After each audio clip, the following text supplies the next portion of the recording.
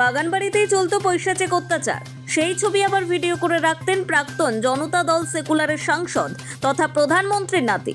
শনিবার বেঙ্গালুরুতে সাংসদ ও বিধায়কদের জন্য স্পেশাল কোর্টে 2024 সালে তার বিরুদ্ধে ধর্ষণ ও যৌন হয়রানির 4টি মামলায় দোষী সাব্যস্ত হওয়ার একদিন পরেই হাসানের প্রাক্তন জনতা দল সেকুলারের সাংসদ ও ভারতের প্রাক্তন প্রধানমন্ত্রী দেবগৌড়ার নাতি প্রজ্জ্বল রেভান্নাকে সাজা শোনানো হয়েছে।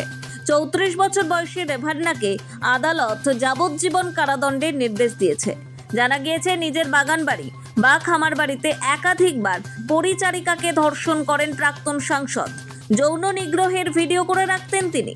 উল্লেখ্য, এই ধর্ষণের ঘটনা ঘটার পরেই পরিচারিকার বাবা মা তাকে অপহরণ করা হয়েছে বলে অভিযোগ করেন সাংসদের বিরুদ্ধে।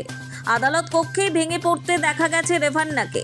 দক্ষিণ ভারতীয় এই রাজনৈতিক নেতা এই ঘটনাটি ছাড়াও একাধিক যৌন নিগ্রহের অভিযোগে অভিযুক্ত। বিভিন্ন মামলা চলছে তার বিরুদ্ধে। নোবেল বাংলা।